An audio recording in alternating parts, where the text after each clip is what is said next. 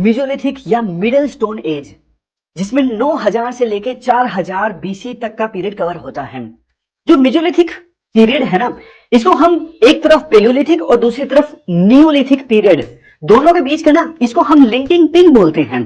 भारत में अगर बात करें तो मेसोलिथिक आर्कियोलॉजिकल मटेरियल की खोज सबसे पहले जॉन इवांस ने की थी। देखो, मेसोलिथिक पीरियड के जो स्टोन टूल्स थे ना, वो साइज में थोड़े छोटे हो गए थे, इसलिए उन्हें बोला गया माइक्रोलिथ्स। माइक्रोलिथ का मतलब होता है छोटे पत्थरों से बने औजार। मेसोलिथिक पीरियड में ना टूल्स के इनोवेशन में बो एंड एरो का भी एडिशन हुआ, और जब देखो बो एंड एरो का एडिशन हो गया ना, तो ना जानवरों का शिकार करना आसान हो गया। अब इंसान बड़े बड़े एनिमल्स को भी इजिली मार सकता था, और ये हमें देखने को मिला यहाँ पे मिली पेंटिंग्स में भी। जो मेसोलिथिक पीरियड था ना, उस टाइम की पेंटिंग का मुख्य विषय हुआ करता था ग्रुप हंटिंग, मतलब ग्रुप में शिकार किया जाता था। 2023 में आंध्र प्रदेश के गुंटूर डिस्ट्रिक्ट में मिली इस पेंटिंग से पता चला है कि मेसोलिथिक पीरियड के लोगों को ना टीलिंग यानी हल चलाने का भी ज्ञान था। इस पीरियड के ज्यादातर सेटलमेंट हमें गंगा रिवर बेसिन में मिलते हैं, और इसका मेन रीजन बताया गया इंक्रीज रेनफॉल। क्योंकि देखो, बारिश इंक्रीज हुई ना, तो प्लांट्स और एनिमल्स दोनों की जनसंख्या काफी बढ़ गई, और हंटिंग के पर्पज से रिवर बेसिन हमेशा से जबरदस्त साइट होती है, क्योंकि नदी के किनारे एनिमल्स पानी पीने आते हैं और शिकारियों का शिकार बन जाते हैं। इसी वजह से जो मेसोलिथिक साइट्स है ना, वो रिवर बेसिन में काफी मिली हैं।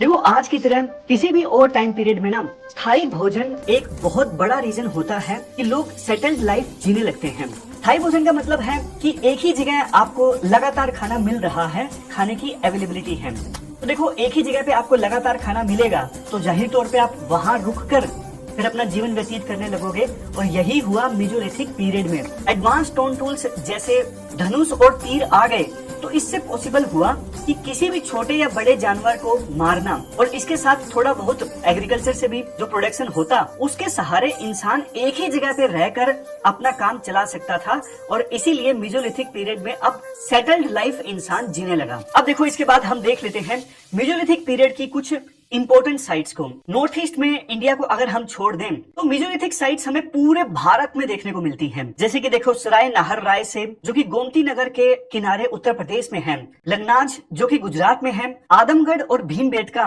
जो कि मध्य प्रदेश में है, और मेसोलिथिक पीरियड की सबसे इंपॉर्टेंट साइट बागोर जो कि कोठारी नदी के किनारे राजस्थान में है। बागोर देखो इसलिए इंपॉर्टेंट है क्योंकि यहाँ हमें पूरी की पूरी माइक्रोलिथ इंडस्ट्री मिली है। छोटे छोटे पत्थरों से बने औजार, इनकी इंडस्ट्री हमें यहाँ पर मिली, और एनिमल डोमेस्टिकेशन के पहले एविडेंस भी हमें बागोर राजस्थान और आदमगढ़ एमपी से मिले हैं। एनिमल डोमेस्टिकेशन मतलब पशुओं को पालतू बनाना। इसके बाद आया नियोलिथिक या फिर न्यू स्टोन एज।